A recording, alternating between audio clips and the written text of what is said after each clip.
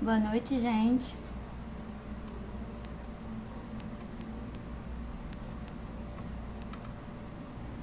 Vou esperar aqui o professor Rui entrar.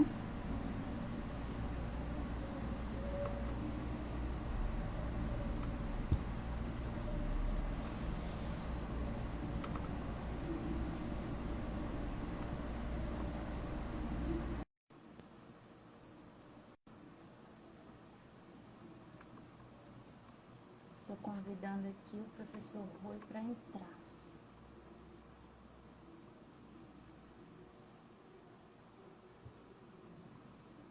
Boa noite, boa noite.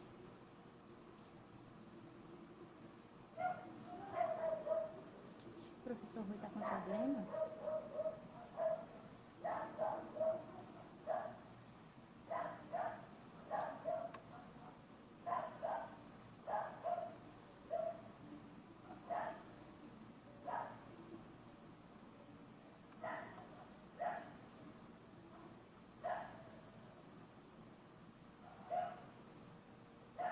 Boa noite, Erivaldo.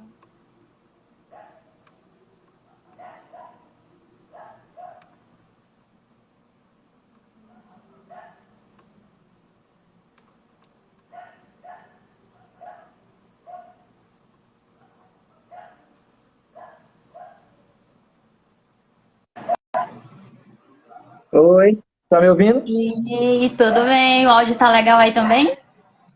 Tá, tá bacana aqui. Tá me ouvindo?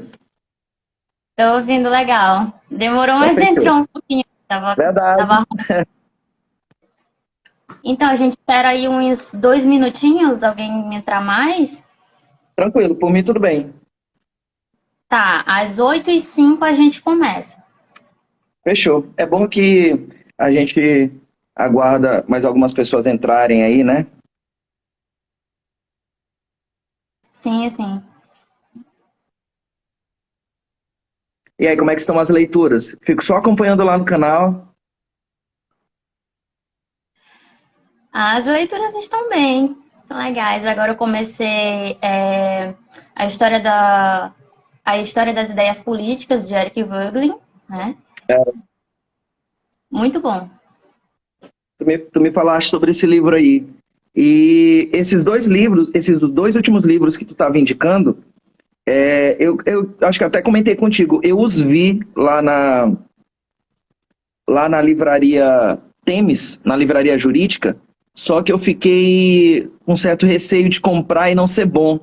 Mas aí, como eu acompanho lá as tuas indicações no canal, agora, próxima vez que eu for lá, Gente, só para situar vocês, os dois livros que ele está falando, que eu indiquei, é A Vida Intelectual do Sertilanges e o outro é A História das Ideias Políticas de Eric Voegelin. Só que a História das Ideias Políticas são vários volumes, tá? São 8 volumes, se não me engano.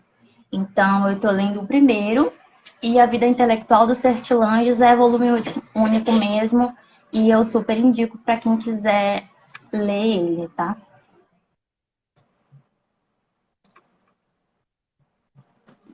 E aí, fechou. Carlinhos, boa noite. Deixa eu ver quem tá aqui. Carlinhos. São vocês aí. Ele é meu aluno no José França, né? Lá É. na Raposa. E aí, Carlinhos, tudo bem? Beleza. Vamos lá, então, começar? Vamos lá. Gente, boa noite. Eu vou começar me apresentando, tá? Eu me chamo Bianca Feitosa, sou graduada em Ciências Sociais e licenciatura pela Universidade Estadual do Maranhão.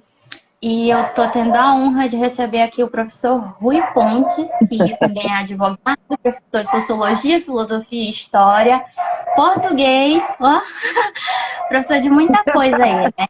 Então, a gente vai falar aqui sobre o contexto em que a sociologia surgiu, né? Os autores clássicos, que são considerados clássicos da sociologia, e o porquê que eles foram considerados clássicos, né? Qual é a importância desses autores, né? Qual foi a importância do que fundou a sociologia também, né? O Auguste Comte, ou Comte, como as pessoas falam, né? E vamos começar aí, tá? Professor Rui, fique à vontade para falar enquanto eu estiver falando, tá? Vamos fazer uma conversa dinâmica aqui desses assuntos para ficar Debate, uma coisa bem acessível com também, certeza. Muito bom. certo? E a honra é minha, viu? A honra é minha, viu? Então, a sociologia, né, em comparação com as outras ciências, é uma ciência bem recente, né? Ela é uma ciência moderna, né? Ela surge ali na tentativa de compreender cientificamente a realidade social. Mas por que que houve uma necessidade de uma ciência para tentar compreender a realidade social? Porque antes, na Idade Média, a realidade social ela era explicada através da religião e da tradição, né? Essa era a forma que se tinha para explicar e organizar o mundo. Então, aos poucos, essas explicações que eram baseadas na fé, na religião, elas foram perdendo força. E os homens começaram a sentir a necessidade de procurar outras formas de explicação da realidade.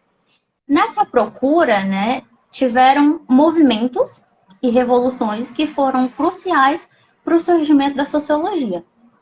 No campo das ideias, movimentos intelectuais, houve o Renascimento e o Iluminismo, né? O Renascimento ele surge ali no século XVI, na Europa. A gente vai ver que os movimentos que deram força aí, que meio que foram preparando um campo para o surgimento da sociologia, eles ocorreram ali na Europa. E também os dois principais autores, né, o Comte e o Durkheim, também ali da França, né? Exatamente. Então, o Renascimento, ele surge aí com uma tendência cultural laica, né? O Renascimento, ele surge e rejeita aquela ideia que era baseada na fé, no misticismo. Todas essas explicações baseadas que antes eram na religião, o Renascimento ele vai rejeitar isso tudo. Um exemplo dessa perspectiva realista, né, tá na obra do Maquiavel. Maquiavel surge ali, né, nessa época também, e ele vai falar na obra O Príncipe dele, ele vai retratar ali a realidade de uma forma mais realista, né? O Príncipe é uma espécie de manual do governante, onde ele separa a moral cristã da moral política. Então a gente vê aí a religião perdendo força, né? E nessas reflexões do Maquiavel, começando ali com Maquiavel, a gente vê que os ensinamentos e os dogmas da igreja, eles vão sendo contestados cada vez mais. E aí vem outro movimento do século XVIII, também na Europa, né, que é um movimento intelectual, que procurava enfatizar a razão e a ciência para explicar o universo. Nesse movimento, o homem e a razão eles são colocados no centro de tudo. A abordagem científica ela ganha um novo impulso, né? Essas mudanças, formas de interpretar o mundo, elas foram essenciais para o surgimento da sociologia, né? E essas foram as mudanças do campo das ideias. Mas também houveram outras transformações que desembocaram de vez a necessidade de haver uma sociologia, uma ciência para explicar as coisas que estavam acontecendo. Que eu falo da Revolução Francesa, no século XVIII, e da Revolução Industrial, no século XIX. A Revolução Francesa, aconteceram muitas coisas, muitas mudanças na forma social, econômica, mudou toda a estrutura de uma sociedade. Houve o fim do feudalismo na Europa, né? Houve as transformações na economia, houve a ascensão da burguesia no poder, que ao contrário do que a gente vê hoje da burguesia, no feudalismo a burguesia não tinha privilégios, né? No feudalismo, quem tinha privilégios eram o clero e a nobreza. A burguesia fazia parte de um terceiro estado, bem sem privilégios mesmo. Então, aí na Revolução Francesa que a burguesia ascende ao poder e começa a ter privilégios. Então, houve uma mudança na estrutura da sociedade, na estrutura social, na estrutura econômica, né? Exatamente, exatamente. E aí, se a professora me permite, essa perspectiva da... obrigado. Essa perspectiva da burguesia, na realidade, ela era um pouco frustrada, porque como a sociedade, né, que a professora está descrevendo aí, era a sociedade do anciano regime, que era o antigo regime. E era uma sociedade estamentária, se nós lembrarmos aí, né? Estamentária em que sentido? As classes sociais eram fixas. Então, era uma pirâmide bem, digamos assim, empedernida, ou seja, uma coisa bem rígida, imutável. Então, era o quê? Nobreza, clero, ou clero-nobreza, ali no mesmo patamar, né? E aí tinha os comuns, que eram desdobrados ali em servos, camponeses, e finalmente os burgueses. Quem eram os burgueses? Eram os ricos, mas que não tinham títulos. Ou seja, eles enriqueceram com mercantilismo, vamos colocar assim, que são os primórdios do capitalismo, né? Eles enriqueceram, mas não podiam participar da política, né? Então, eles eram frustrados, essa que é a verdade. E Durkheim, que a senhora, a professora, vai falar, ele vai justamente analisar essa realidade aí, né? Exatamente. E nessa questão dos estamentos e tudo mais, isso a gente pode ver na estratificação social, que Weber vai tratar de estratificação social. Então, continuando, houve uma ascensão da burguesia ao poder, né? E aí a democracia, ela substitui o absolutismo. Então, a forma de governo mudou, a forma econômica mudou, tudo mudou. Então, quando a gente muda uma estrutura da sociedade, o pensamento, as ações, as pessoas mudam, né, a forma de ver. E surgem novos problemas, surgem novas questões. Então, nessas questões que a Revolução Francesa trouxe, a tradição, a fé não eram mais suficientes para explicar toda essa realidade. Principalmente as questões econômicas, né? E aí surge outra revolução no século XIX, na Inglaterra, que é a Revolução Industrial.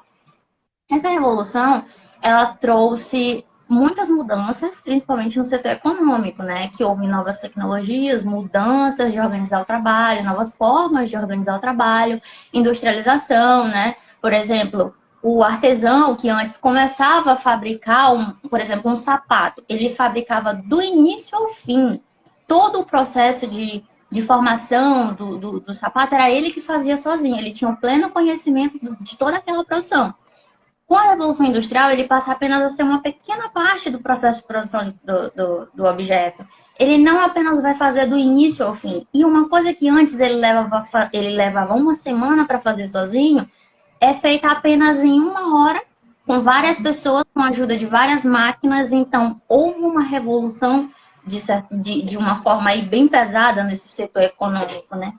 Também houve ali um êxodo rural, muitas pessoas saindo do campo para ir para a cidade para trabalhar, mulheres e crianças que antes apenas cuidavam da casa e dos filhos, agora também passam a trabalhar. Então, há aí mais uma mudança na sociedade, né?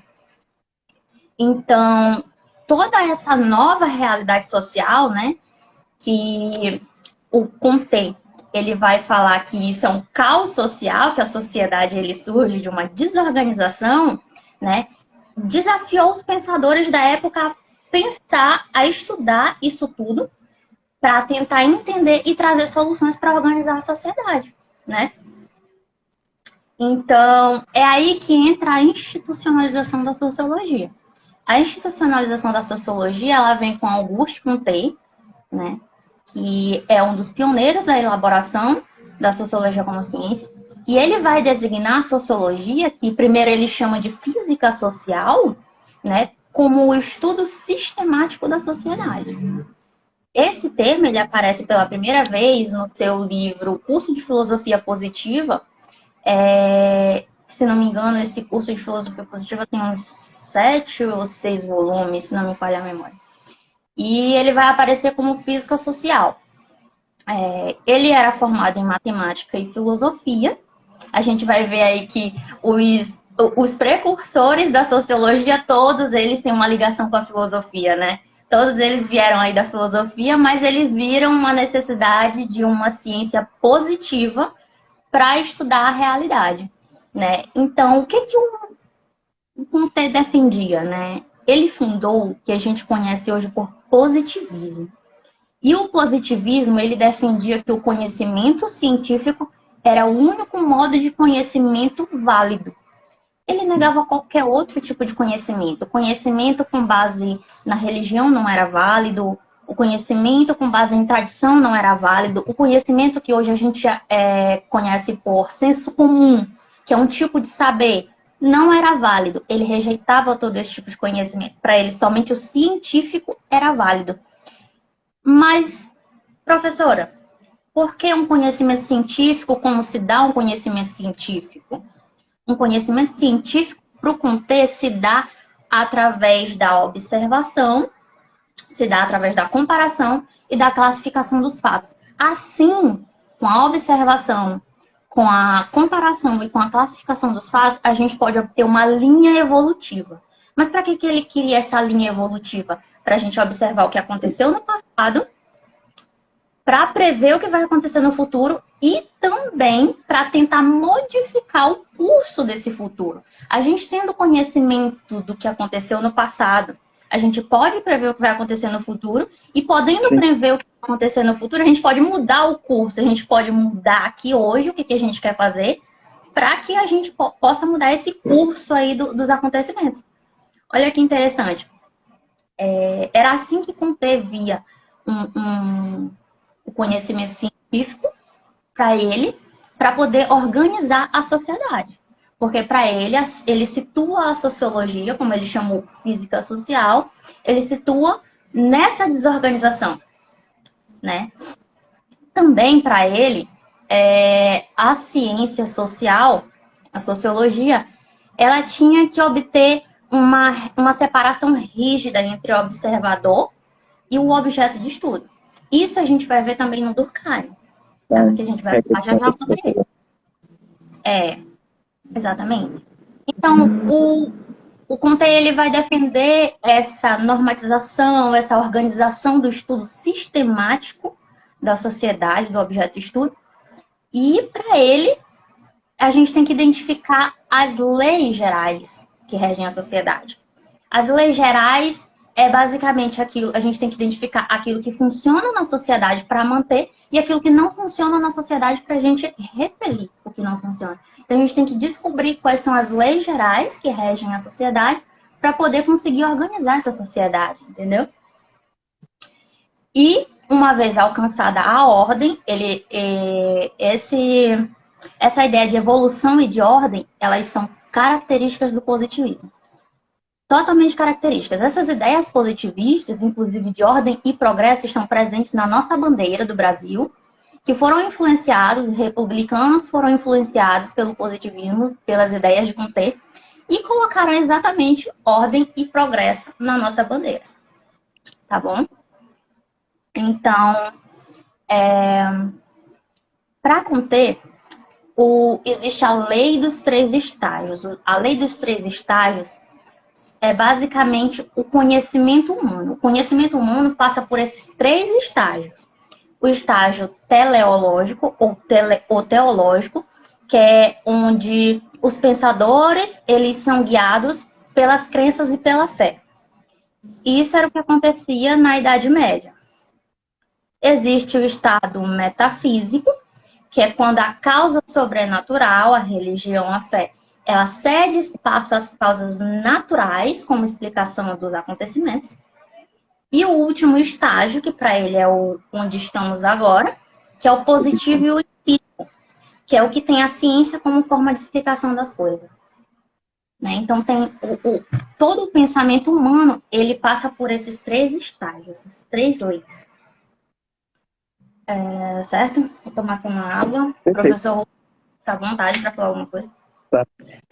Exatamente, perfeito, é isso mesmo. Aí, essa perspectiva que o Durkheim também vai pegar, só que o ponto de diferenciação, como a senhora vai falar mais à frente, de Durkheim vai ser outro, né? O que vai acontecer? A questão da ordem e progresso, lá no curso de filosofia positiva, né, ela tava diretamente relacionada a dois conceitos epistemológicos básicos da teoria de Comte, né, era a estática social e a dinâmica social, né? Então, a estática social estava relacionada justamente a essas leis gerais, às quais a senhora fez alusão, né? Então, essas leis gerais, elas deveriam ser previstas, vaticinadas, né? Ou seja, elas deveriam ser, digamos assim, de fato, presumidas para que os fenômenos presentes e possivelmente os fenômenos futuros fossem controlados, a realidade fosse controlada. Então, por isso física social. Então ele queria, na realidade, descobrir as leis gerais que regiam a sociedade para entender por que essa sociedade tenderia a uma evolução. Então essas leis gerais, ele as chamou de estática social, e esse processo de evolução ele chamou de dinâmica social, né? Daí a perspectiva do ordem-progresso. E é interessante e brilhante a um só tempo, como a senhora disse que o positivismo chegou ao Brasil e, de fato, chegou e influenciou o processo de proclamação da República, né? E isso foi cristalizado com Benjamin Constant aqui, né? Claro, tardiamente, né? Aí no início do século XX, né? E gerou todo tipo de sistema científico que predominou no Brasil, né? Tanto para o bem quanto para o mal, a exemplo das teorias racistas, né? De Raimundo Nina Rodrigues, que lá na Europa fundamentaram o nazismo e tal. Então é isso mesmo. A senhora foi brilhante. Exatamente. Outro ponto interessante sobre essa física social do Auguste Comte é que ele queria, para a ciência social, ele queria o mesmo método, a mesma metodologia que as ciências naturais tinham, né? Que é esse método empírico, essa investigação empírica, científica, por isso uma física social também. Agora, vamos falar o porquê que Comte está no meio dos clássicos. Porque quando a gente fala de clássicos da sociologia, a gente geralmente vê o Marx, o Weber e o Durkheim, né? A gente vê esses três, o tripé da sociologia, conhecido também como os três porquinhos. Mas por que o Comte está aqui no meio? O Comte, ele não é tão clássico, mas ele é o fundador. Foram as ideias positivistas dele que influenciaram Durkheim e, portanto, fez com que a sociologia ganhasse a sua cientificidade, né? Então, por isso a gente achou interessante colocar o Comte aqui, o contexto em que surgiu a sociologia, para que vocês entendam melhor aí qual era o contexto em que esses autores estavam inseridos e o porquê a necessidade de um método sociológico. E é aí que entra o Durkheim. Gente, eu vou falar de algumas teorias do Durkheim que ele cita nesse livro aqui. As regras do método sociológico. Essa é a editora Edipro, tá? E eu vou falar basicamente dos fatos sociais, que é o que ele trata aqui, e finalizando ali com consciência coletiva. A teoria do suicídio dele, divisão do trabalho social, fica para uma outra live, tá bom? Porque é muito conteúdo de cada autor e a gente vai falar de 4 autores aqui. Então, o Durkheim, ele também é francês.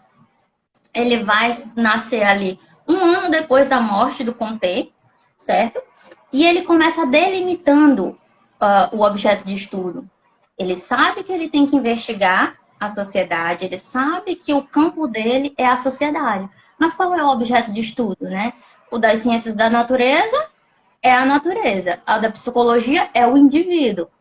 O campo ele sabe que é a sociedade, mas qual é o objeto de estudo? Como é que ele vai objetivar esse conhecimento científico? Como é que ele vai sistematizar um estudo se ele não tem um objeto, né? Então, ele vai delimitar o objeto de estudo como o fato social. E o que é o fato social, né? Os fatos sociais, eles são maneiras de agir, de pensar, de sentir, de compreender, que são impostos aos indivíduos pela sociedade. O Durkheim, ele vai enfatizar o tempo todo que a sociedade, ela prevalece sobre o indivíduo. Então, os fatos sociais, eles são essas maneiras de agir, de pensar que são impostas aos indivíduos pela sociedade, certo? Os fatos sociais, para o Durkheim, eles têm 3 características. Eles são exteriores. Por que eles são exteriores? porque eles existem além das consciências individuais, ele existe fora de mim. E quando o indivíduo nasce, ele já encontra o fato social estabelecido. Então, por isso ele é exterior a mim, ele é exterior ao indivíduo. Ele também é coercitivo, por quê? Porque as regras e as condutas que são impostas ali, elas exercem uma força sobre os indivíduos. Mas essa característica coercitiva, ela geralmente só aparece quando o indivíduo ele tenta ir contra um fato social. Quer um exemplo disso? Não precisa ser exatamente leis que estão impostas e a gente desobedece, essas leis são coercitivas. Não necessariamente. Por exemplo, você sabe que tem alguns espaços que você não pode fazer determinadas coisas. Mas por que não pode? Não tem nenhuma lei dizendo que não pode. Mas é uma regra moral, uma conduta que a sociedade impôs. Por exemplo, você não tenta ir de terno, sapato social para uma praia. É estranho, né? Já tem essa regra estabelecida de que numa praia você tem que ir apenas com trajes de banho. E por mais que você tenha saído de uma reunião ou do seu trabalho e queira apenas tomar um ar, as pessoas vão te olhar de uma forma estranha. Por quê? Porque aquilo foge do normal. Então, é uma coerção que você sofre de certa forma. Qualquer coisa que você tente fazer que fuja, que vá contra esses fatos sociais, você vai sofrer uma coerção. Seja ela em forma de lei ou seja ela indiretamente pela própria sociedade, pelo seu bairro, etc. Então, eles são exteriores e eles são coercitivos. E, em terceiro lugar, eles são gerais. Por que eles são gerais? Porque as regras, né, elas são coletivas. Eles existem nos indivíduos, nas partes, porque a coletividade determina assim. Né? Porque eles estão no todo. E eles se aplicam, quando não a todos, à maioria das pessoas. Então, os fatos sociais, eles são gerais. Um fato, para ser social, ele precisa ter essas três características. Ele precisa ser exterior, coercitivo e geral. Uma lei é um fato social porque ela já existia antes de nós nascermos, ela é coercitiva, se a gente for tentar ir contra, a gente vai sofrer uma coerção, uma força, e ela é geral porque se aplica à maioria das pessoas. Não se aplica a todos, porque algumas leis elas não levam em conta, por exemplo, os menores de idade, tem leis específicas para eles, e algumas pessoas com problemas psíquicos. Então, a gente vê aí uma característica de fatos sociais nas leis. Então, por exemplo, a maioria dos habitantes de um país é católica porque a sociedade te impôs isso, a sociedade te deu essa alternativa.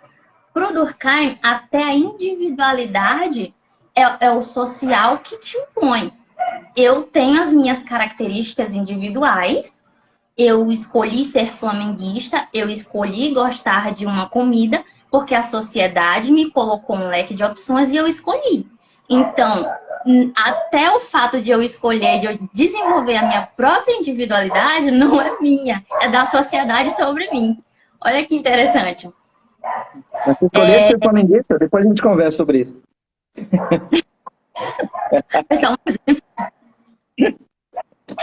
Então, um outro exemplo de um fato social, e que para ele, esse exemplo de fato social é muito importante e é um assunto para outras lives também, é a educação. Para o Durkheim, educação é sinônimo, inclusive, de socialização, tá?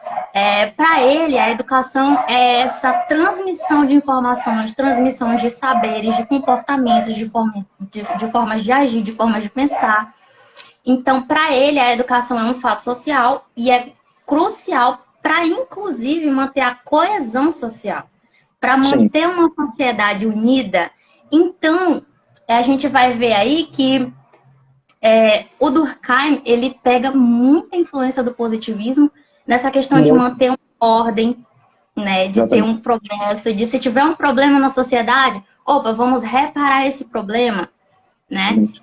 Então, Fazendo uma parte aí, né, professora? O Durkheim, ele pega essa herança do positivismo justamente nesse ponto. Porque, na realidade, ele vai refletir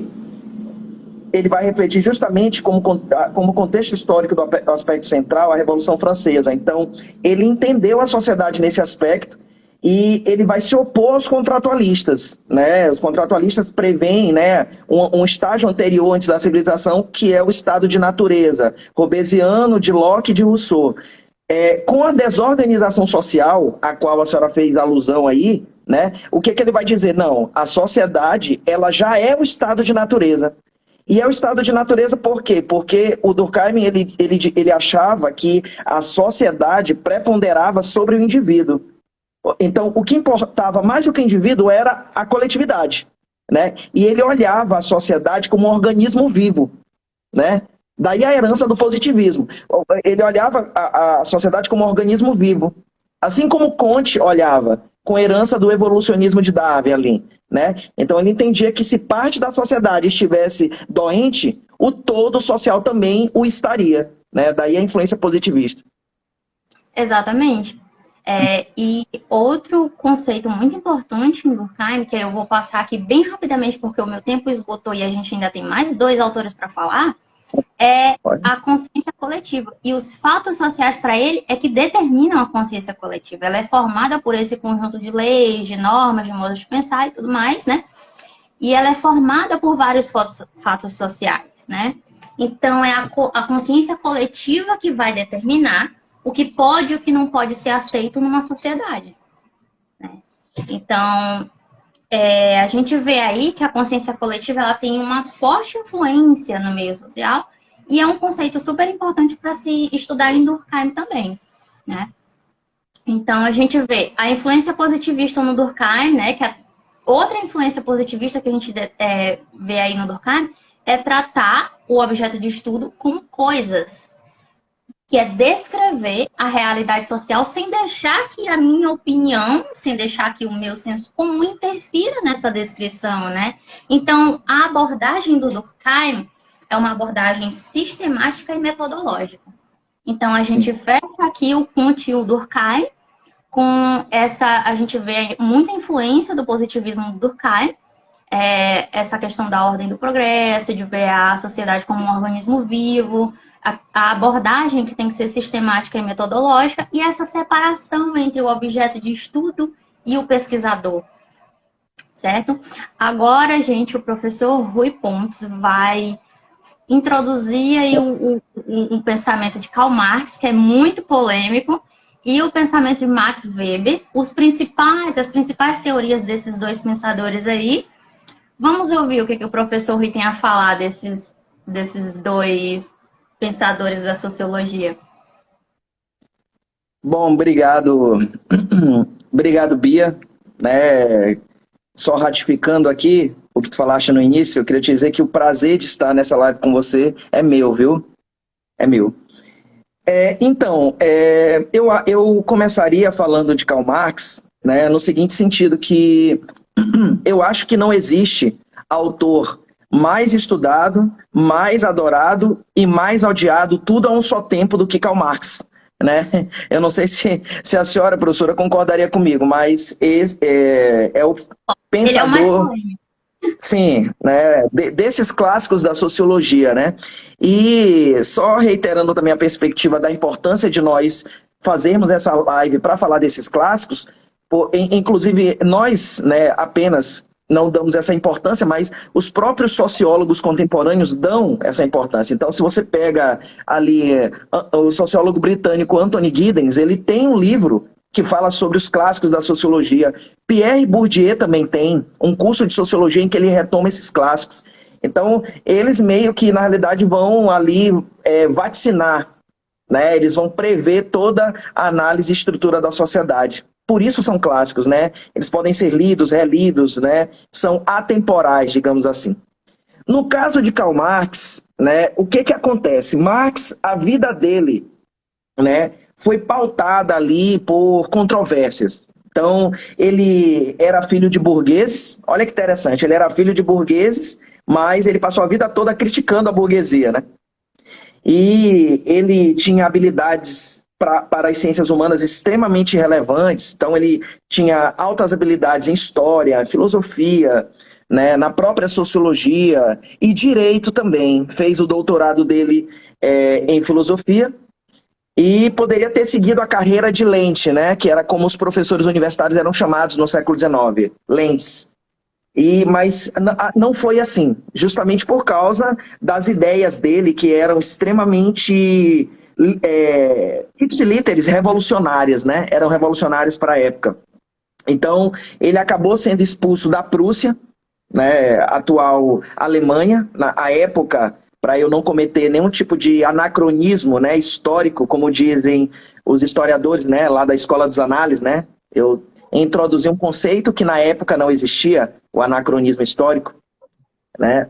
Então, não era da Alemanha, era da Prússia, né? A Alemanha ainda não era um estado unificado a essa época. Então, ele foi expulso da Prússia e foi para a França, atuou como jornalista, né? Foi expulso também da França por causa das suas ideias, foi para a Bélgica, foi expulso da Bélgica, foi expulso da Bélgica e depois foi para a Inglaterra, onde ele se fixou e conheceu ali o seu amigo para toda a vida, né? O seu amigo intelectual para toda a vida, que foi o Engels, né? O Friedrich Engels.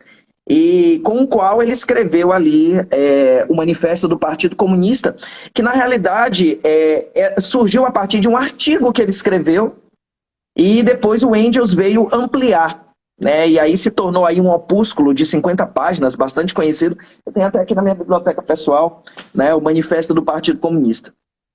Tá. Após essa rápida biografia do Marx, vamos tentar entender aqui, de grosso modo, né, de forma sumária, o pensamento dele, que é gigantesco, né? Seria todo um sistema de pensamento, né?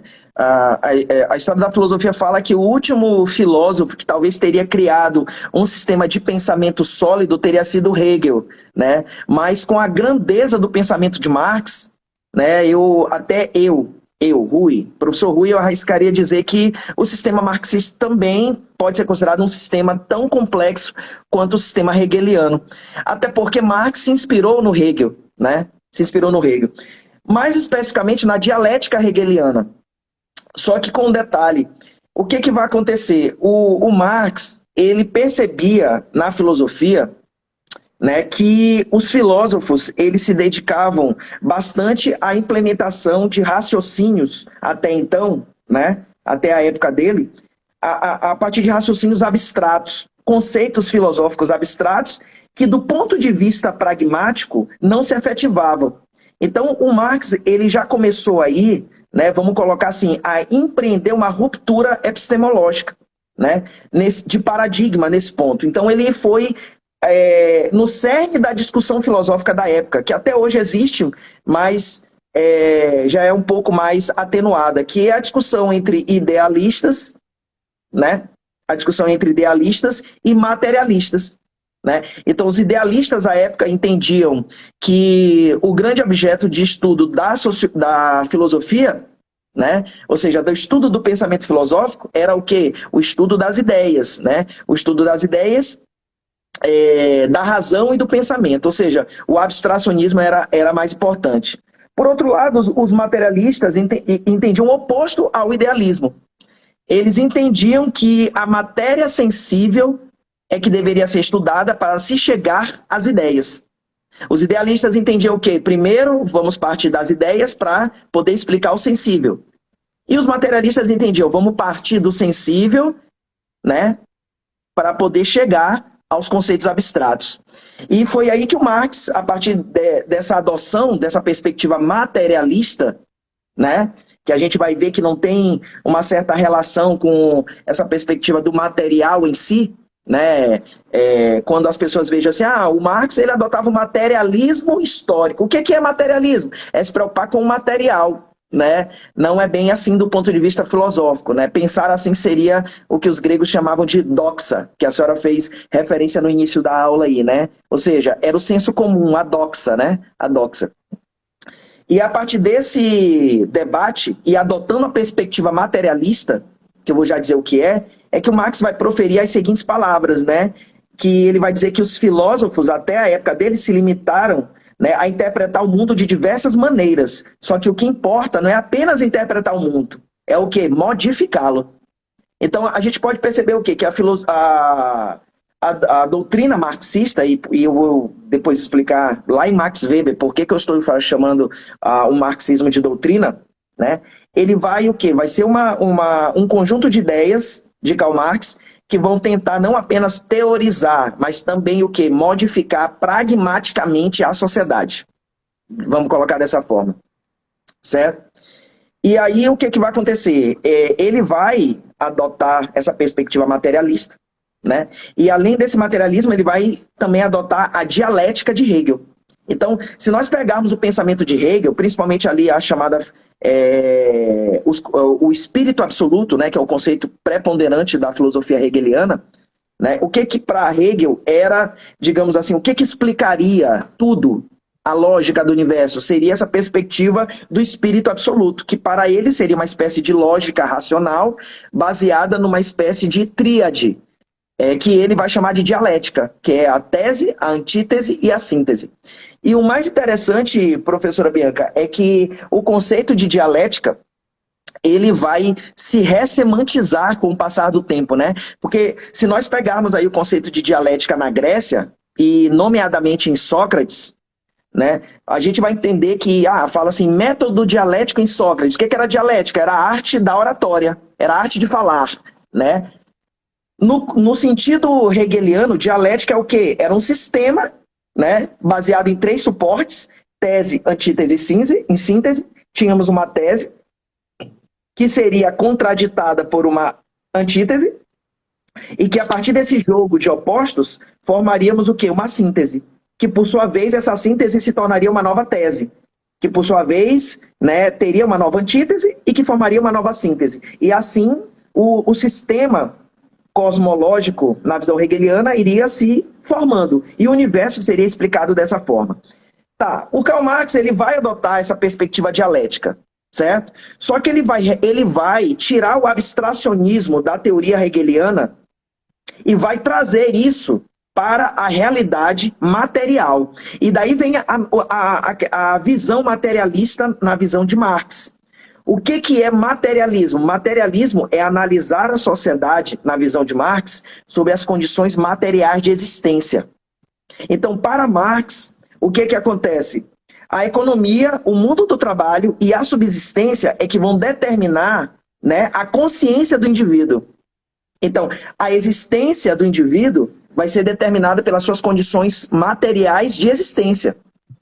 Quais condições materiais?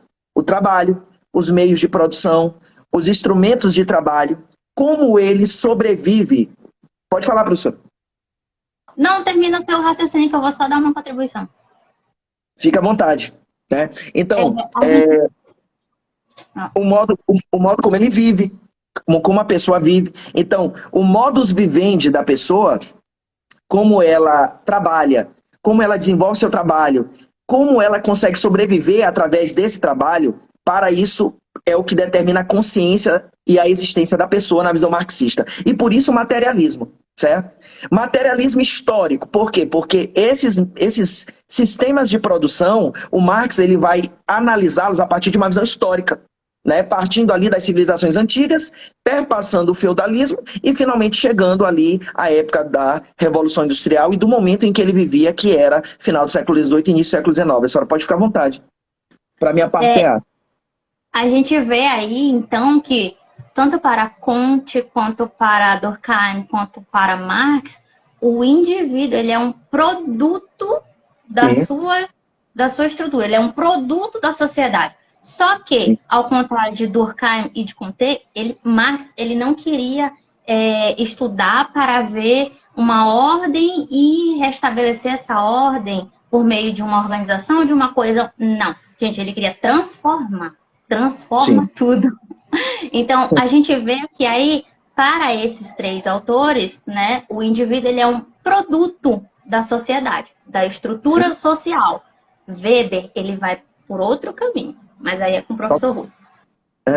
Totalmente, exatamente, é isso mesmo. Essa perspectiva da transformação, né, aliada à questão histórica, ele também pegou do Hegel, né? E tem um conceito alemão muito interessante no Hegel, né? Que eu sou apaixonado por esse conceito, que faz parte aí da filosofia do direito de Hegel, né? Da filosofia de Hegel, que é o conceito alemão chamado Zeitgeist. Zeitgeist, né? Que significa o espírito do tempo, o espírito da época. Traduzindo em termos mais simples, o que significa isso? O homem é fruto das ideias do seu tempo. O homem é fruto das ideias do seu tempo. Então, assim, Marx, né, ele era fruto do momento em que ele estava vivendo, que era justamente o quê? A ascensão do sistema capitalista, vamos colocar dessa forma, a ascensão do sistema capitalista, e a exploração do homem pelo homem, né, que é o processo de reificação, né, como a gente vai ver esse conceito lá na obra, no Magnum Opus, né, na obra máxima de Marx, que é o Capital, né, o Capital. E justamente isso que a senhora falou, exatamente isso, né? O que vai acontecer? O Marx, ele vai começar a observar a partir, né, do auge do sistema capitalista da produção lá na Inglaterra, uma vez que ele estava lá, né, como eu disse na biografia, na mini biografia dele, bem mini mesmo, né?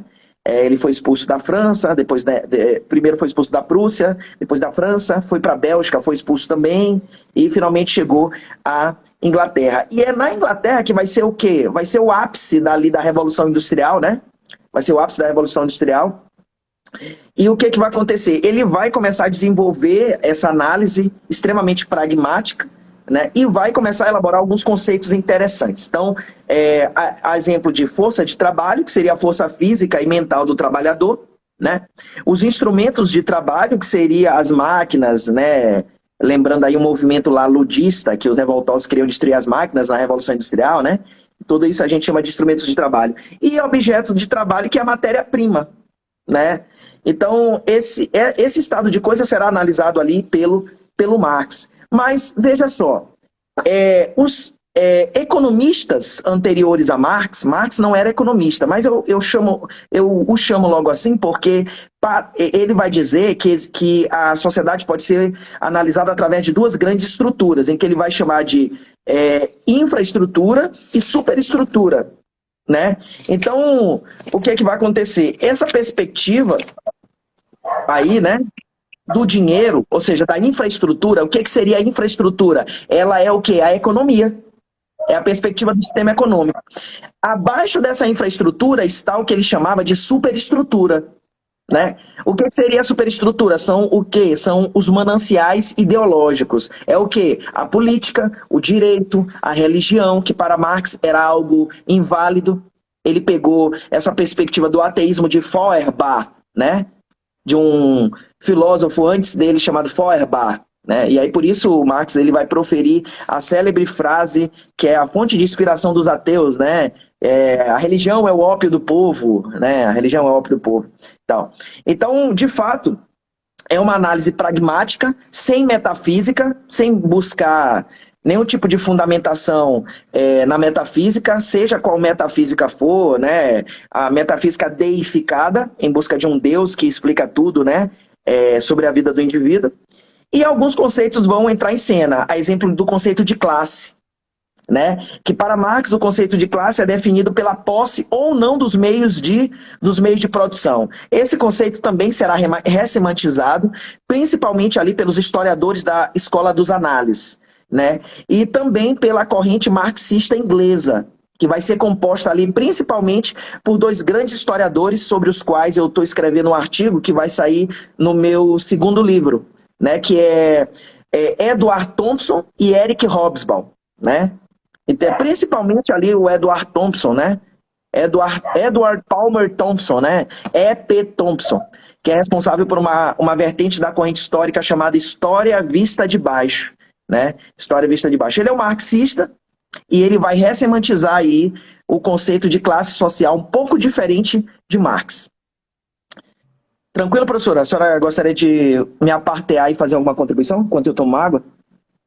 É interessante ver que, para Marx, um fator que conduzia, para ele, o fator conduzente de uma sociedade, conduzente não, isso não existe.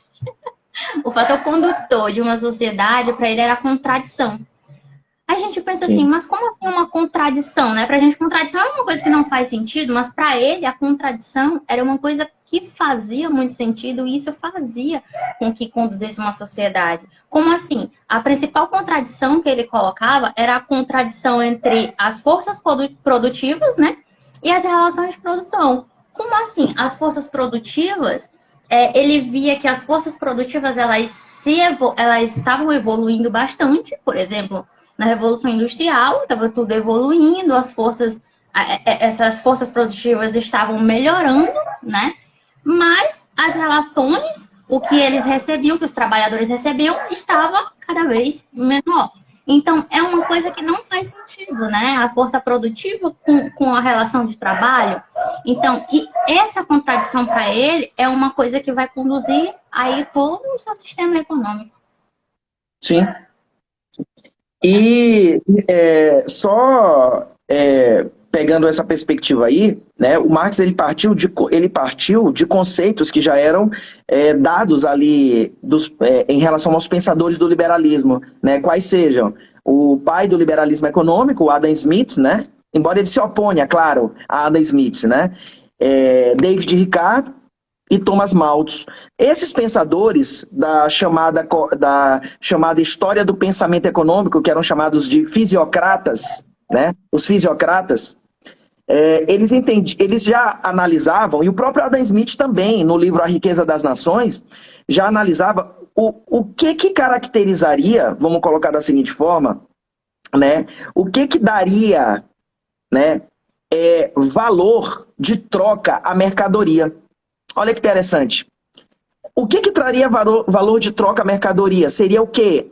A ação humana. A ação humana é que dá valor de troca à mercadoria. Então, por exemplo, eu vou dar um exemplo bem perfunctório, bem simplório, bem simples, né? O ar que respiramos é grátis.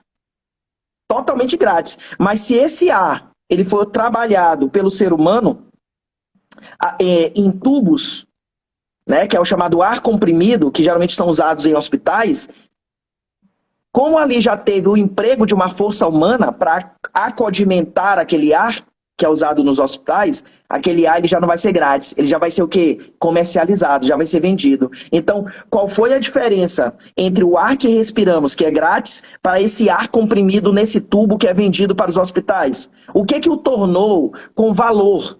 Foi o trabalho humano. Né? E Marx percebeu isso, ele entendeu.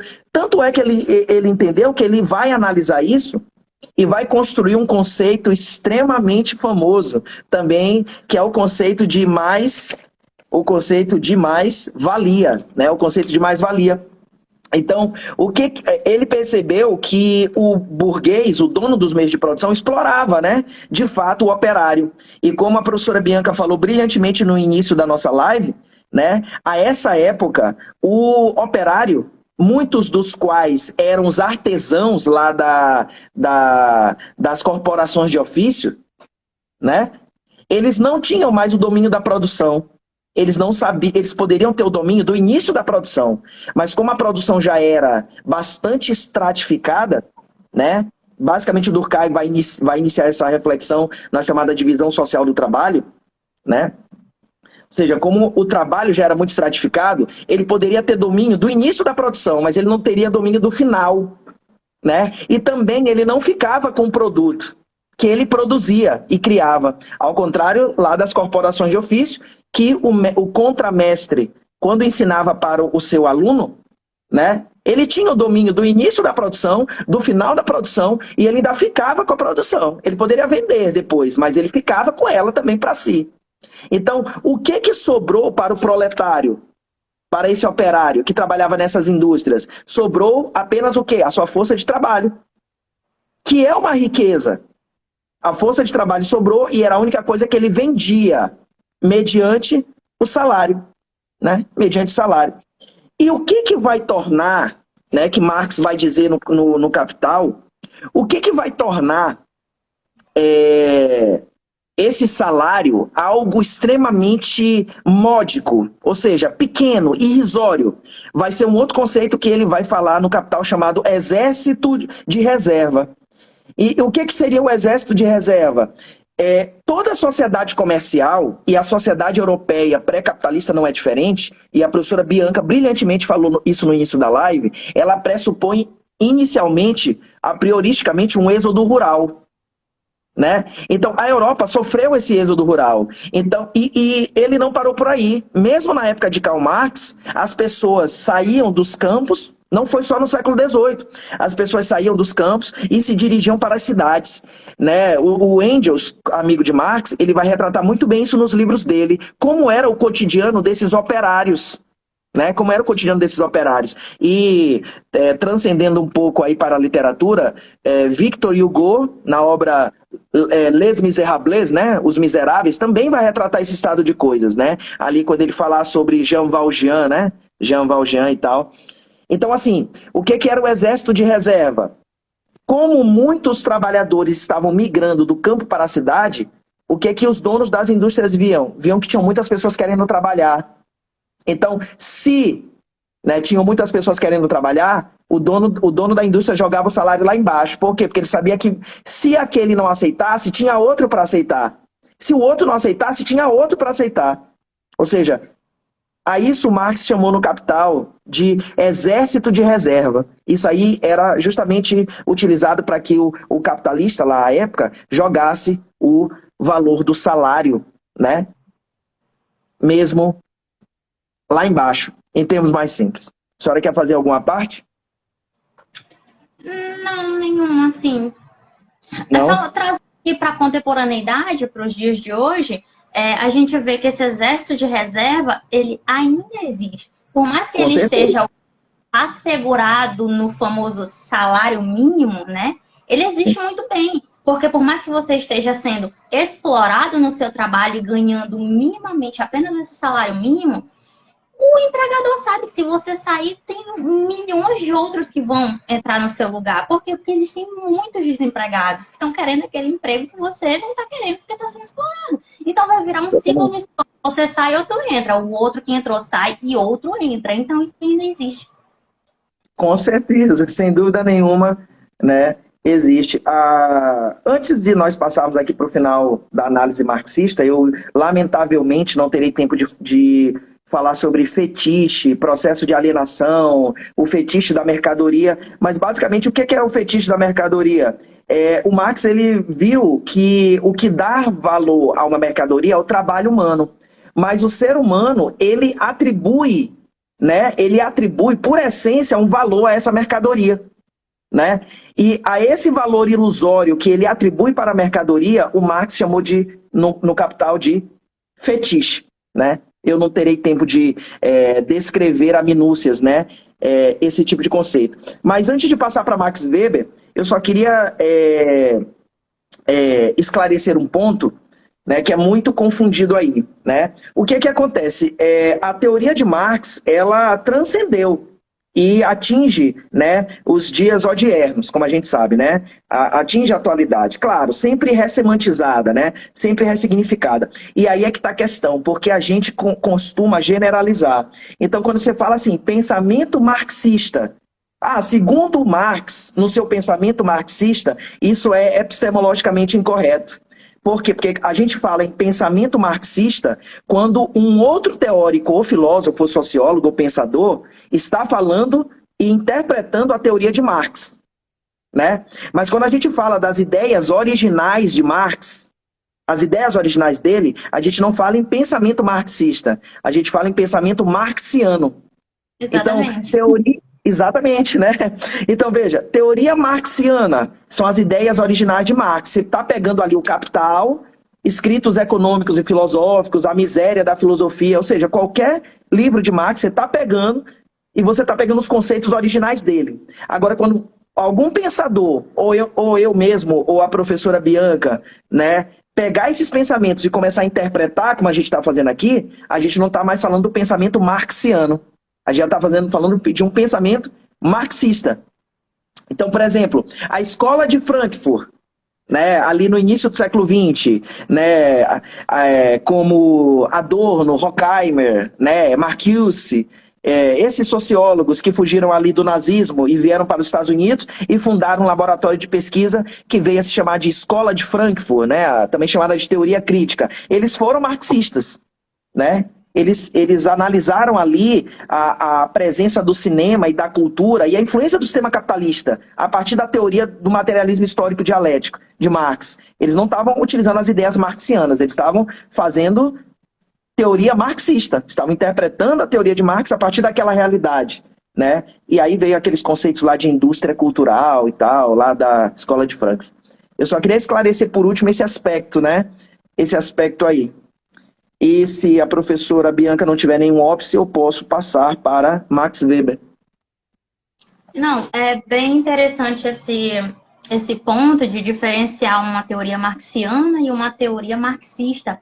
Porque o que a gente vê hoje é muita teoria marxista, mas que pouca gente leu, inclusive as teorias marxianas. Exatamente.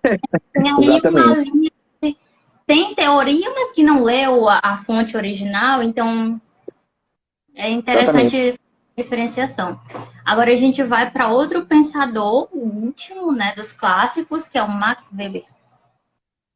E a gente, antes de começar a Weber, né, é interessante que a gente costuma pegar na mentira, né, quando você pergunta para a pessoa, tu já leste o Capital? Aí a pessoa fala, li, tu leu todo o livro? Aí a pessoa fala, claro que eu li todo. Já é uma mentira, porque Marx morreu e não terminou o livro. Né? Ficou incompleto. Eram para ser 4 tomos e ele só escreveu 3. Então, ninguém nunca vai ler o Capital todo, porque está incompleto. Né? Já pega na mentira já nesse ponto, né? Brincadeiras à parte, vamos passar para o Max Weber, né? Vamos passar para o Max Weber. Bom, vamos falar agora de um sistema sociológico um pouco diferente, né? Que veio aí justamente dar uma nova visão para a sociologia, né? Vamos colocar que o Max Weber, embora ele tenha vivido ali no século XIX, né? Mas Max Weber ele já atinge ali a contemporaneidade, porque ele vai dar o seu passamento, ou seja, ele vai falecer, né, em 1920. Então, vamos colocar da seguinte forma, Max Weber, muito mais do que Durkheim, Durkheim morreu antes da Primeira Guerra Mundial, mas Max Weber, ele morreu depois da Primeira Guerra, né? Então, ele viu esse estado de coisas antes de morrer, vamos colocar da seguinte forma. E aí, o que o Max Weber ele vai propor aí? Bom, ele vai se opor ao positivismo de Comte e, consequentemente, de Emile Durkheim, né? Ou Emile Durkheim, né? Por quê? Porque ele vai, assim, como brilhantemente a professora Bianca falou, o Emile Durkheim, ele se preocupa mais com a sociedade do que propriamente com o indivíduo. Então, como ele é um herdeiro direto de Comte, os fatos sociais eles são analisados a partir de uma perspectiva extremamente neutra, né? Ou seja, o fato social não surge a partir do indivíduo, ele surge da coletividade. Seria mais ou menos isso.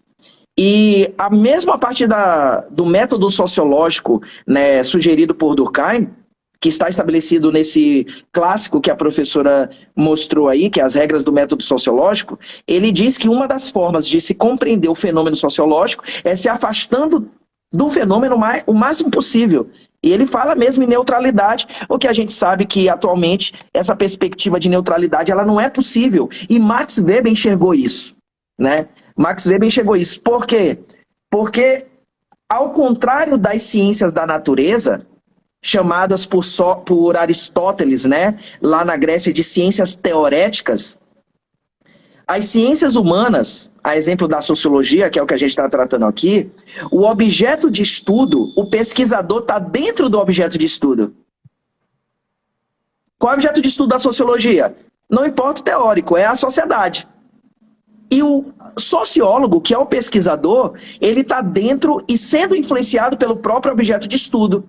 Logo, a neutralidade, ela é o quê? Inviável. Você pode manter a imparcialidade, mas a neutralidade total não. Né? Ao contrário das ciências teoréticas, como dizia Aristóteles, a exemplo da astronomia. É possível ter uma neutralidade? Por quê? Porque eu vou estudar o Sol. O Sol está a mais de milhões de quilômetros de distância daqui. Então o Sol está lá e eu estou aqui. Eu estou extremamente distante. Acho que deu para entender, né? E vendo isso daí, Max Weber ele vai adotar não mais uma sociologia positivista. Ele vai adotar o que ele vai chamar de sociologia compreensiva. Né? Compreensiva. O que seria a famosa sociologia compreensiva weberiana? Né? O que vai acontecer? Como eu disse, o positivismo até então analisava os fatos da sociedade a partir de uma perspectiva geral. E tão organicista como era. Porque tanto Comte como Durkheim, como a professora Bianca falou, enxergava a sociedade a partir de um organismo. Tal era a influência do evolucionismo de Darwin à época. Né? O Max Weber ele vai por um lado diferente. Ele vai analisar, né, a sociedade a partir de um conceito chamado ação social. Só que a perspectiva das ações sociais, elas serão o quê? Matizadas e filtradas a partir da subjetividade do indivíduo. Então, o que Max Weber vai trazer para a análise do social? O subjetivo, que era repudiado por Durkheim e Comte, que se preocupavam com o todo e não com a parte do todo. Né? Então, a partir dessa perspectiva, né, Max Weber ele vai analisar essa perspectiva da ação social. Então, assim, professor Rui, como assim ação social? O que motiva, né, ou seja, em francês, né, professora, para ficar mais bonito, né? O leitmotiv, qual seria o leitmotiv, né? Qual seria o motivo de determinado indivíduo agir assim na sociedade? Né? Ou seja, esse motivo particular, esse motivo individual que pode variar dentro de uma sociedade, não só, como dizia Weber, de indivíduo para indivíduo, mas de grupo social para grupo social, é o que ele vai chamar de ação social. Né? Ação social. E não sei se a professora quer fazer alguma parte enquanto eu tomo água aqui. Para Max Weber, ele parte aí do indivíduo, a gente vê que ele é o que contrapõe aí a visão do todo para o indivíduo, ele é o que contrapõe os outros três, e para ele, todo indivíduo, ele é portador de uma intencionalidade. Tudo que eu faço tem uma intenção. Então, a sociologia compreensiva dele busca compreender exatamente qual é a intenção de cada conduta, qual é a intenção da conduta do indivíduo. Porque entendendo a intenção da conduta do indivíduo, eu começo a entender o que essa conduta, o que essa intenção é capaz de influenciar na sociedade. Então, aí ele parte do indivíduo para entender o social. A gente vê essa diferença. Exatamente, a senhora foi brilhante, é isso mesmo. Aí, o que vai acontecer? Então era assim a crítica do Weber ao positivismo, que também é a minha mesma crítica. Por quê? Porque o positivismo, como ele é herdeiro, que a professora Bianca brilhantemente explicou no início da live, né? Como ele é herdeiro do Renascimento, que é uma ruptura epistemológica, né? Antropocêntrica, né? E também como ele é herdeiro do Iluminismo, o positivismo, ele trabalha com o que a filosofia chama, né, de metanarrativa. Tá? É um conceito filosófico. Metanarrativa. O que seria metanarrativa? Metanarrativa é uma construção filosófica que visa explicar a sociedade a partir de um final. Nós estamos caminhando progressivamente para um final. Professor, dá um exemplo de metanarrativa para ficar bem claro. A Bíblia. A Bíblia é uma metanarrativa. O cristianismo é uma metanarrativa. O que diz o cristianismo? Que nós temos que acreditar em Deus, né? Jesus veio à Terra para pregar o evangelho, né? E logo avisando de antemão que eu sou cristão, né? Eu partilho dessa metanarrativa, né? Então, assim, Jesus veio à Terra para pregar o cristianismo e que aqueles que acreditarem em Jesus Cristo, né, serão salvos. Jesus, ao final dos tempos, vai vir, né? Vai descer dos céus e vai salvar aqueles que acreditaram nele. Ou seja, a história tem um início e a história tem um final. Como é que a gente chama isso? Metanarrativa. O positivismo tinha uma metanarrativa? Tinha. Por quê? Porque para Comte e Durkheim, tudo progredia para, literalmente, sem querer ser redundante, tudo caminhava para um progresso. No caso do positivismo, começa com um estágio teológico, passa pelo estágio metafísico, chegando no final ao estágio positivo, né? No caso de Durkheim, o que ele buscava? A ordem social. Tudo tinha que ser conduzido para uma espécie de ordem, né? Ou seja, mesmo as teorias de Comte, Durkheim e Marx, nesse ponto, mesmo que tirassem Deus da explicação final, elas tinham um caráter escatológico, elas tinham um caráter de progresso para uma finalidade. Essa que é a verdade. E o que vai acontecer? Weber, ele não vai trabalhar com essa perspectiva. Inclusive, não só ele não vai trabalhar, mas a pós-modernidade, que eu já até combinei com a professora Bianca, vai ser um tema para uma próxima live, né, professora? A gente vai falar de pós-modernismo, né? E a pós-modernidade, atualmente, ela não trabalha com metanarrativa. Inclusive, tem um filósofo chamado Lyotard, né? Uns chamam Lyotard, outros chamam Lyotard, né? Ele escreveu um livro muito interessante, chamado... o nome dele era Jean-François Lyotard, né? Ele escreveu um livro chamado de pós-modernismo ou pós-modernidade, em que ele vai falar justamente isso, que a característica principal da sociedade pós-moderna é essa ideia de fragmentação, né? Tudo é muito fragmentado, tudo é muito fluido, que é justamente o que o Zygmunt Bauman vai falar em modernidade líquida, né? Exatamente. Mas o Weber já preconizava isso. É isso que eu estou querendo falar. Esse é o meu ponto principal. É essa quebra de metas narrativas, né? De que tudo tem que caminhar para um progresso, né? E o Weber vai, a partir do conceito de ação social e dos tipos ideais, né? Ele vai trabalhar com essa perspectiva. Não necessariamente tudo tem que caminhar para um progresso para eu poder interpretar a sociedade, né? Não é bem assim. Então, como é que se interpreta essas ações sociais? Existem vários aspectos, né? Ações racionais referentes a fins, ações racionais referentes a valores. O que são ações sociais referentes a fins? É quando nós direcionamos a nossa ação na sociedade para um objetivo específico. Por exemplo, concurseiro. Concurseiro age socialmente, né? Através de fins. Qual é a finalidade dele? Passar no concurso. Então ele vai engendrar todos os esforços para um único fim, qual seja, passar no concurso. Né? Então isso aí seria uma ação social referente a fins. Tem ações sociais referentes a valores, que o Weber dizia que era quando o indivíduo agia na sociedade visando manter os valores que acreditava. Muitas das vezes ele era o que? Inclinado, vamos colocar da seguinte forma, ele era inclinado a querer agir daquela forma, mas ele se continha, porque os valores nos quais ele acredita são muito mais fortes. Exemplo, a pessoa está precisando muito de dinheiro, trabalha numa repartição pública, né, que vai ser a minha última fala, eu vou falar sobre racionalidade em Max Weber, vou falar sobre burocracia, enfim. Então, o cara trabalha numa administração pública, está precisando de dinheiro, e o chefe dele oferece para ele propina.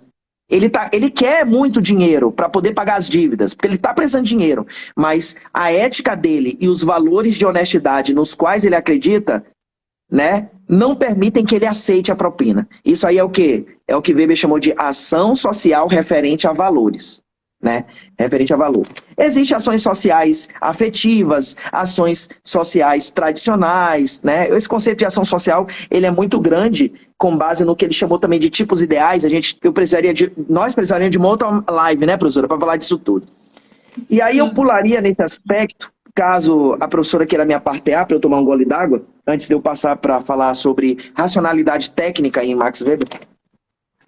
Só para acrescentar, são 4 tipos de ação social. O professor Rui falou do racional com relação a fins, do racional com relação a valores. Esses dois são pensados e calculados, mas também tem uma terceira ação social, que é a tradicional. Essa não é pensada nem calculada, a gente começa a ação social com base na tradição, a gente não calcula, não raciocina. E também tem a afetiva, que é com base nas nossas paixões, nas nossas emoções, também não é pensada e nem calculada.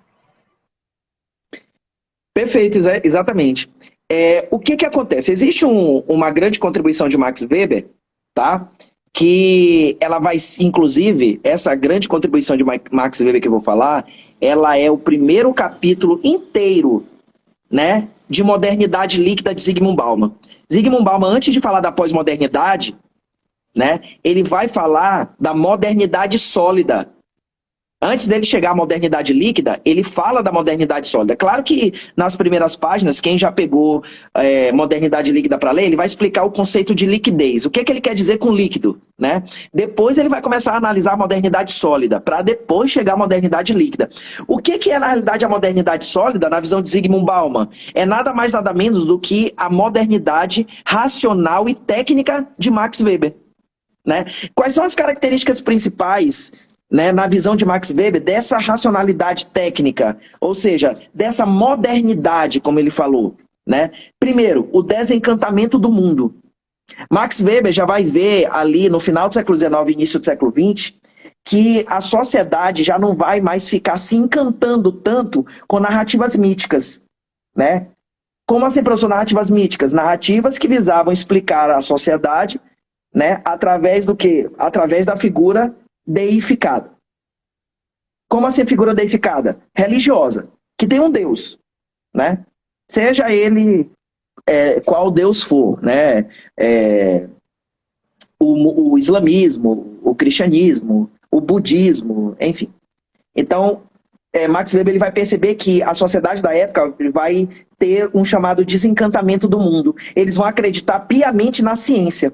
Só que depois Max Weber vai verificar que a ciência, embora explicasse muitas coisas, mas tornava o homem vazio, né? E ele vai dar uma importância muito grande à religião na sociedade. Tanto que ele vai escrever um livro, professora, muito bom, que eu tenho aqui também na biblioteca pessoal, tá até aqui, que é A Ética Protestante e o Espírito do Capitalismo, né? A Ética Protestante e o Espírito do Capitalismo. Até porque Max Weber, ele era filho de protestantes. Né? Ele era filho de protestante, ele era protestante, né? Na realidade, ele era filho de huguenotes. Os pais dele descendiam de huguenotes, que eram os protestantes franceses, né? Como a gente sabe. Então, além do desencantamento do mundo, qual é a característica da modernidade? A burocracia. A burocracia é uma característica da modernidade. Até hoje né? Quem trabalha na administração pública, no meu caso, eu exerço a atividade de advogado, sei muito bem o que é a burocracia, né? As regras processuais, entendeu? Então, Max Weber também era formado em Direito, embora não exercesse a advocacia, né? E além do desencantamento do mundo e da burocracia, temos o quê? A fragmentação do conhecimento, né?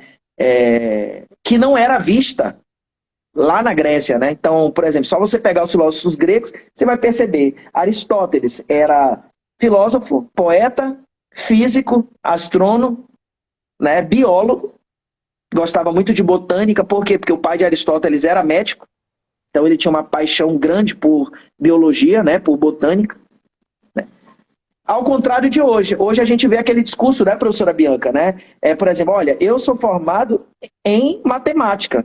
Aí o professor de matemática escreve uma palavra incorreta do ponto de vista gramatical e ele diz, olha, desculpa, mas eu não sou professor de português. Então, eu tenho passe livre para errar, né? Digamos assim. Por quê? Por que a gente tem esse raciocínio hoje? Por causa da fragmentação do conhecimento. Então, é cada um no seu quadrado. Eu sou de sociologia, eu não sou obrigado a saber matemática. Eu sou de matemática, eu não sou obrigado a saber história. Né? O que é uma visão um pouco equivocada. Hein? São as famosas especializações. Aí a gente faz um questionamento aqui, pensamentos de uma psicóloga aqui. Essas especializações vieram para ajudar ou para atrapalhar o conhecimento humano? E fica uma questão. Continue aí. Exatamente, não, reflexão muito boa, exatamente isso.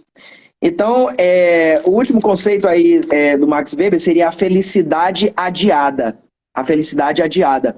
O que é o adiamento da felicidade? Como o ser humano vive na modernidade, ele vive num mundo muito técnico, muito racional, em que esse tecnicismo burocrático ele invadiu todos os meandros da vida, não invadiu apenas a administração pública com a burocracia, mas invadiu também a vida pessoal. Então, se você perceber, hoje é assim, eu tenho horário para estudar, eu tenho horário, eu que eu falo, estou falando eu, claro, né? Eu, mas toda a sociedade, né? Eu tenho horário para estudar, eu tenho horário para trabalhar, eu tenho horário para namorar, né? Às vezes a pessoa chega e diz assim, vamos nos encontrar. Olha, eu não posso agora. A gente vai se encontrar tal horário, no tal dia. Ou seja, até as relações pessoais estão o quê? Burocratizadas, né? Elas estão o quê? Racionalizadas. Né? Racionalizadas. Isso é fruto da modernidade e da racionalidade técnica weberiana. Né? Weberiana. E, professora, para chegarmos aí ao ponto derradeiro da nossa live, eu queria falar sobre Estado na visão de Weber e sobre o conceito de domínio, né? De domínio. E aí eu já entro mais especificamente na questão política, né? Na perspectiva weberiana. O que é o Estado para Weber? O Estado para Weber é uma entidade abstrata, né? É uma entidade abstrata e que tem como o quê? Tem como característica principal o uso legítimo da violência. Isso é uma das características principais do pensamento weberiano, né? É o uso legítimo da violência, né? O Estado é o único que pode, de forma legítima, ser violento, né? Sempre lembrando que Max Weber tinha formação jurídica, e aí ele estava tratando das questões jurídicas nesse ponto aí, né? Então a gente sabe hoje que isso é verdade, né? Exemplificando um pouco, se a senhora me permite, com a questão jurídica, ninguém pode fazer no Brasil, né, vingança com as próprias mãos, é crime. Está no Código Penal, artigo 335. Né? Se você sofre um crime, se você é vítima de um crime, o que você tem que fazer? Você tem que procurar o Estado, porque o Estado possui uma máquina de perseguição penal e que vai dar a resposta àquele indivíduo que praticou aquele crime.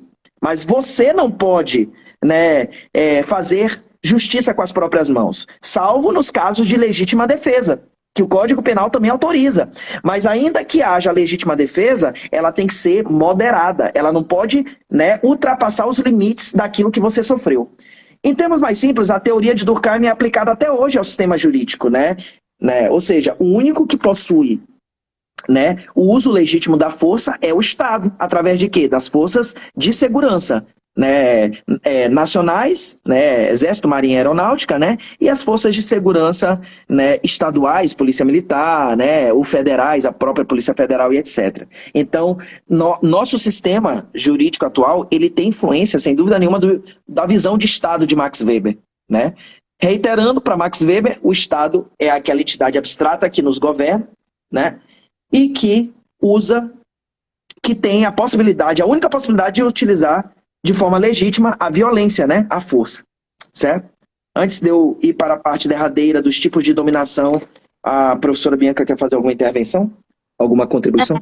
Só falar aqui sobre o tempo, porque se a gente ultrapassar um determinado tempo, eu não vou conseguir deixar a live salva, então... Ou vai cair. Então, eu serei bem rápido, né?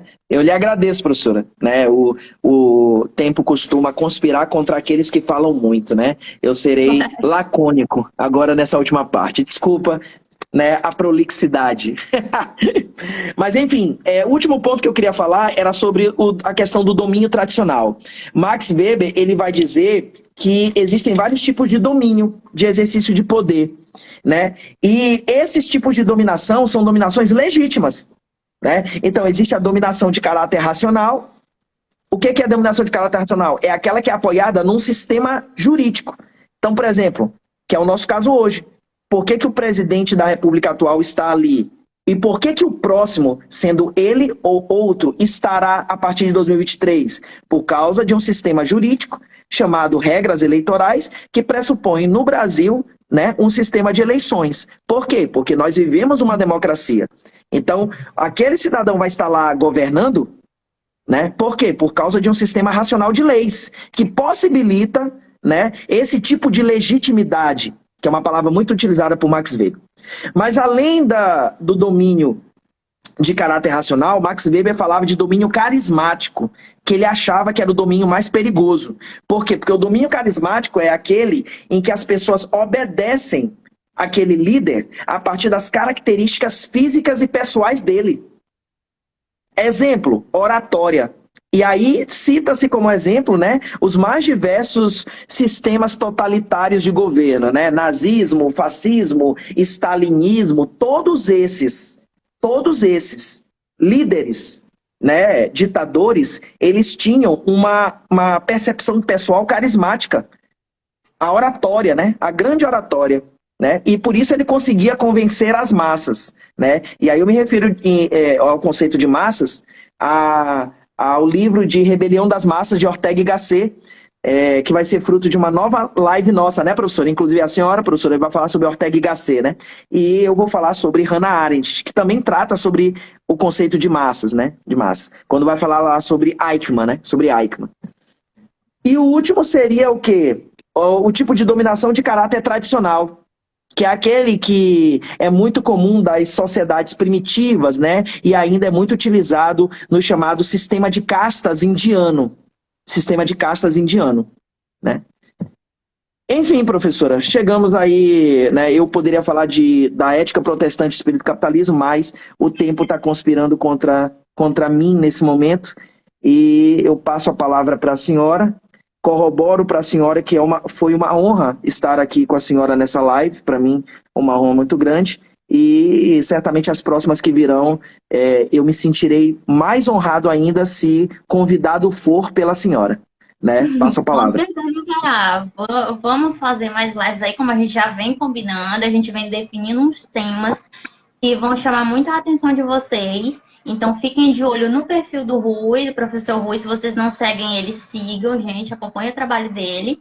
E, gente, a gente vê aqui que, como a gente já falou ali no meio da live, né? Que existem pensadores dos autores clássicos, mas existem muitas teorias que soltam, sendo que muitas vezes essas teorias não são nem corroboradas totalmente na fonte.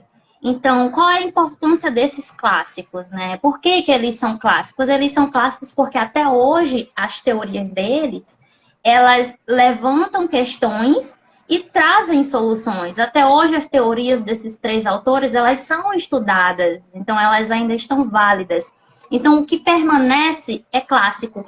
Esses três autores se provaram que eles são clássicos, então a gente precisa continuar estudando eles. E venho aqui reiterar a importância de sempre estudar a fonte. Vamos estudar a fonte. Quer conhecer Marx? Vamos ler Marx. Quer conhecer Durkheim? Vamos ler Durkheim. Para quem está iniciando, eu vou dar uma dica. Esse livro de Sociologia Rural, ele faz uma ótima introdução ao pensamento desses três autores e quando você entende esse contexto aqui, você já pode partir para os livros que são mais densos. Durkheim, você pode começar com esse. As regras do método sociológico. O Weber, você pode ir para o Economia e Sociedade, onde vem boa parte das teorias dele, ação social e etc, né? O Marx, você começa ali com o Capital, a ideologia alemã, mas você pode começar com o mais fininho, o Manifesto do Partido Comunista, com Engels e por aí vai. Então, pessoal, obrigada por quem assistiu até aqui.